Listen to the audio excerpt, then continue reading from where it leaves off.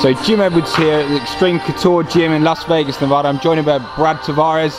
He's just had a sparring session. Brad, how's that, man? You guys go hard on a Thursday, right? Good sparring. You know, we got the everyday guys in here: Uriah, Checo, Puna Soriano, and then we were lucky enough to be joined today by some Jersey guys, Carl and Corey Anderson.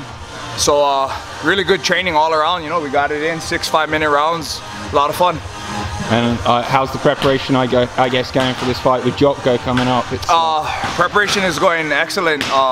Since my last fight, you know, I never slowed down. I just kept training, I should say I slowed down a little bit, but I never stopped training. The only reason why it's taking me so long to get a fight is because I just had a daughter, and I had to kind of figure out, it's my first, so kind of figure out, you know, what's it like with a newborn. Sure. Kind of got it figured out. I won't say really, but just know what to expect now. So yeah, I got this fight coming up with Jotko, and so far so good, knock on wood, you know. Can only hope for a good injury-free camp. Sure, and like, how has that gone, having the new daughter? Have you got a routine back now, or is it still learning day by day? Somewhat. To be honest, in the beginning it was actually really easy. Like, maybe I should have took a fight sooner because my girl was off of work, you know, maternity leave. Yeah. And so she could be with her like all day, all night, and now she's had to return to work, so there'll be certain days where it's just me and my daughter, and you know, I love it, but yeah, it's, you know, just I would say the only thing is just you don't have as much time in the day and as much sleep, obviously. Sure. Let's bring it back around to Jotko. Like, one of your teammates, Uriah Hall, he's fought him before. Yep. So was there anything you could learn from that, and what are you kind of expecting from him?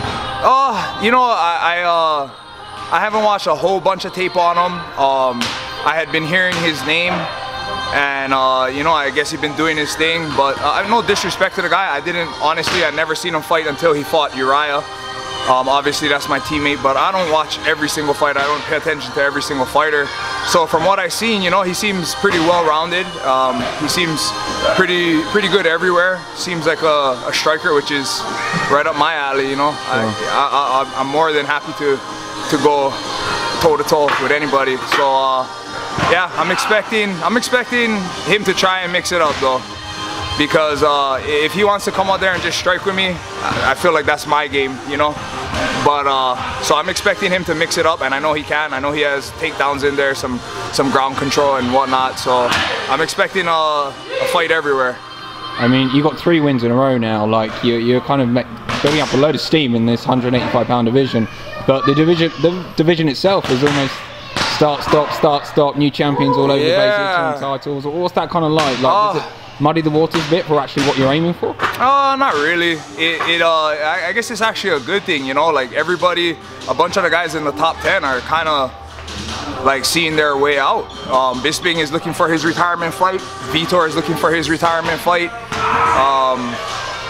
Machida just came back. I think if he didn't win that fight, he probably would have been ready to hang it up. You know, that was a few in a row he would have lost. Who else is there up there? Oh, Rockhold's going up to 205. Yeah. So you know, it's very interesting, and I think right now is a good time. There's a lot going on in our division, a lot of people leaving and a lot of new talent coming in. Yeah. So it's good for me, you know.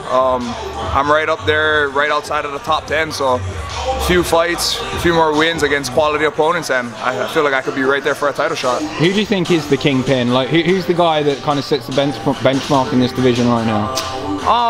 Obviously you got to give it to Robert Whittaker. He definitely deserved to be where he is. You know, he fought his way up, did it the right way. You know, like, no disrespect to GSP, but if he was the actual champion of our division, I would be like, yeah, okay. I don't see him as the kingpin of our division, you know. Yeah. But that last fight with Romero, that was razor close. Sure. And to me, it boiled down to that last round. I had it 2-2 going into that last round. Yep. And it could have very well went the other way if, you know, in that takedown attempt, Romero hadn't slipped or whatever. And not taking away from Whittaker, you know, he is the one who stopped all of that. But they're gonna rematch, I think, and we'll see. I think that's the top 2 guys in our division right now, though, Whittaker and Romero. I mean, you mentioned a few guys there, like people like Michael Bisping looking for a retirement fight. Do you think with a win over Jotko, you could almost throw your hat in the mix? I've been trying to, you know, I heard he was looking for a retirement fight. I heard he wanted to fight in his hometown in London, and I asked for the fight. I hit him up on Twitter, and it's in the past he had been coming off a loss, I forget to who, and I had offered, or I had called him out on Twitter, and he was like, yeah, let's make it happen, but it didn't end up happening. So I don't know, I don't think that I'm the guy that he wants to fight on his way out, you know, but the man has paid his dues. Definitely a legend in the UFC, and I get it. You know, he deserves to kind of pick and choose at this point. You know, he's done so much for the company, for the sport itself. So whatever, we'll see. But if he wants to get it after this fight, he could get it.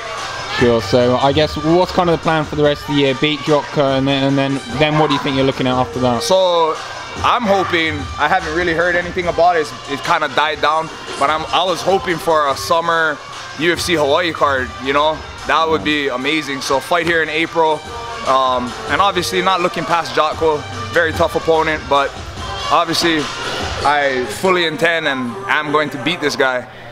So after this is said and done, you know, maybe UFC Hawaii does come out in the summertime and hopefully get on that. And if not, you know, there's always big international fight week here in Vegas during the summer. I think that'd be perfect, 2-3 months in between fights. So I'm looking at that, and then we see what happens from there. You're obviously a big advocate of #UFC Hawaii. Yes.